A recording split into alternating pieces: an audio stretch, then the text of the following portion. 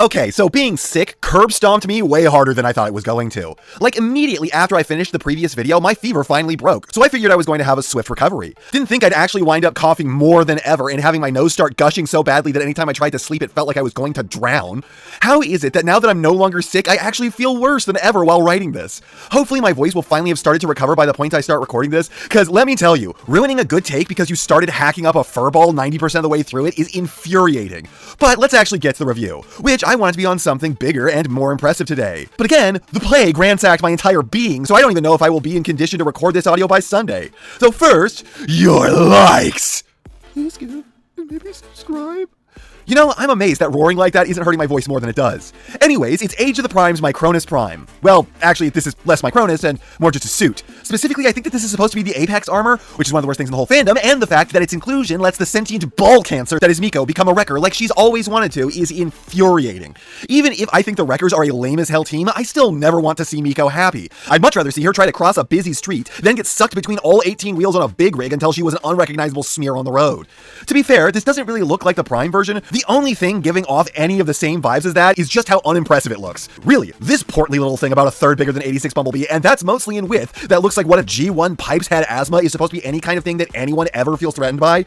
Look guys, I don't know if I can say that this figure is good, but it's definitely interesting and oh so very weird. Like, what is this kibble management? Dude has desk fans growing out of his kidneys, and there's nothing that you can do about it unless you find this arrangement more your speed. He's got weaponizer arms, but really nothing else from one. His head is perched so far forward on his titties that it looks like it's about to fall off of his body. He has the caster wheel of justice in his chest, and I'm still not certain why I'm supposed to care. All packed into the world's biggest toddler rain boots. Oh, and did I mention that his fingers are exhaust pipes? I think we're supposed to think that these are guns, but no, they're definitely mufflers. And here's the weirdest thing about it. None of this is supposed to be a dude. In an insane way, all this is basically supposed to be an accessory for this thing. I'm gonna be honest. I kind of love the fact that we've been sold a Minicon symbol for deluxe price. Like, amazingly, this is one of the most important things everyone since the year 2001 has desperately needed for their collections if you're a fan of Armada. So getting one feels like a strangely big deal. Obviously there's a dude inside of here, but we can't talk about that now. I don't do transformations until the end. At which point I guess this would get really weird because I'd be putting one into alt mode and the other one into robot mode, and I'd have to be talking about the robot mode freshly, and yeah, screw that, let's just do this part now.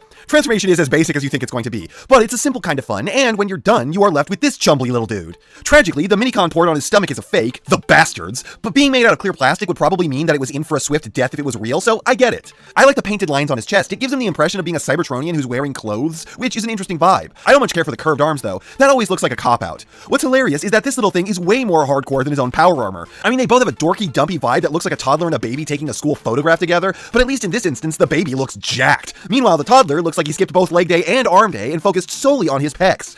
The head on the armor really annoys me. Like, I get that this isn't a dude, but I still feel like it could be way better. It's already basically devoid of sculpting, so you couldn't say put some silver on the mouth plate. It just feels absurdly plain. Now, actual Micronus is way better, having a lot of character packed onto this tiny mug, and an almost adorable little slurge of an expression, as Theo would say. This man wants to tussle, which is weird for the tiny guy. Or is it?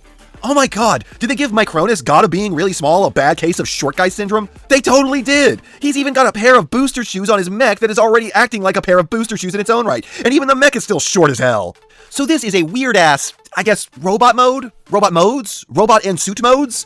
Neither of them is big. Neither of them necessarily looks all that much like they're supposed to. There's a charm to them, but I am so very confused by them. I feel like I'm looking at a half of an idea that someone put 80% of the work into figuring out, so I don't even know what fraction of complete this is. But it feels like both a lot and next to nothing. This damn thing is a cognito hazard, and it continues with the accessories, because it basically doesn't have any, and then it has a ton. For starters, he's got his caster wheel of doom. I don't have any fucking clue why we are supposed to care. It's a green circle that looks like a bike wheel with a dot of paint at the center. I am a Transformers YouTuber, and even I don't know the lore reason of why they think that this is a selling point. Then obviously there's the whole robot mode, but more distinctly there's the arms, which come off and I guess you're supposed to use as guns. Trying to use them like this just causes it to look like you're trying to make the figure do a super Zig Heil, and I'll be honest, I am not here for that. Like, at all. So I don't think I'll ever be using these as guns. Kind of a really bad oversight there, Hasbro. So for accessories, let's be honest and say that he doesn't actually have any, because he doesn't have any. He's got a disc, which you shouldn't care about. He's got arms that, god damn it guys, you really should have noticed what these look like. And then he's got a robot, which is basically just the figure itself, or a robot which is basically just the character. Now for posability, it sure is something alright.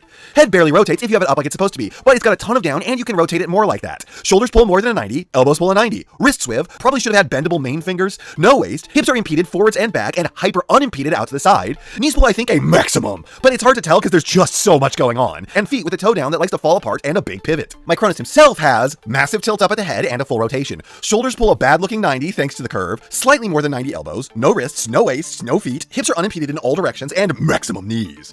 Again, this is just so damn weird. Like, there are joints here that are great, and a good number that are really bad, and a good number that don't exist at all when they really should. And all of it feels finicky. And the result is a thing that looks like a brick and feels like a brick, but it's technically pretty posable.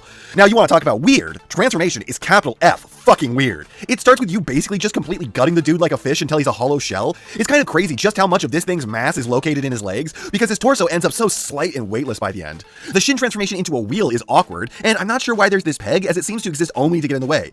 And then we are hit with the incredibly unintuitive step of getting the spokes around the chest plate by fiddling with the seat, and I just don't know why they did it like this. From there, it's all about sandwiching the wheel properly, and then just pegging on the arms and the Micronus. Theoretically, you could leave the arms on the entire time to not deal with as much parts forming and have a more condensed alt mode, and the end result is something that will never, ever be cool. A motorized unicycle with some try-hard mufflers on it, and that's just on a conceptual level. On a practical one, this is useless. I suppose it's a fun toy for a kid, though I think that a kid will probably be annoyed by the transformation, but the more important thing is that you can't really display Micronus like this. It always looks like something's gone horribly wrong unless you are holding it, and I guess in its own way, it can roll, if you don't mind the fact that it looks like a dog dragging its ass on the carpet, as he just scrapes a huge chunk of the apex armor off on the street at all times. Insurance for sure is not covering this. I also have a question I'm in dire need of an answer for. Why is there a peg on the seat? The only peg on Micronus is on his spine, so unless you want him to lay across a bike like this, it isn't exactly going to be useful for keeping him on it. Is it just there so anyone who asks to ride bitch really has to think twice about it?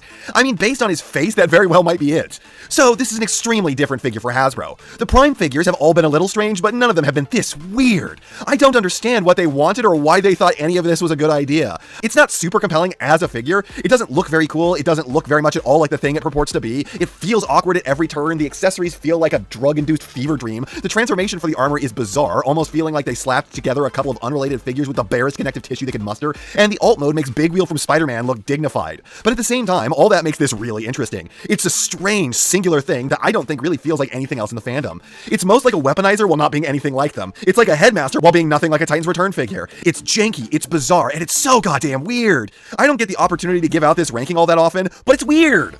However, outside that, I don't know that this is a thing that you need to concern yourself with. If the utter oddness of this thing isn't what's selling you on it, then it's like a C- figure. This feels like an attempt at design by AI. What a freak. And before we go, let's thank a channel backer. And this time it's... holy shit, what did they do to my spinner wheel? Anyways, it's Epomus Prime with G1 Hotspot. You must be absolutely living right now with how few just covered the G1 Protectobots, huh?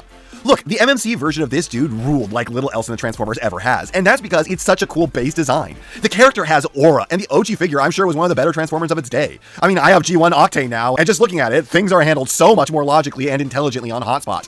Honestly, if they had this at the nerd shop I visited on my vacation, I'm sure I would have grabbed this one over Octane. And that's not half what it to say, but it's enough what it to say. And I know, you know, what everyone else tells you to do at the end of these videos. So, if you liked what you saw here, please do that. And if you'd like to take it a step further, then please share this video with any friend you think may be interested. I hope you all enjoyed listening to me waste your time.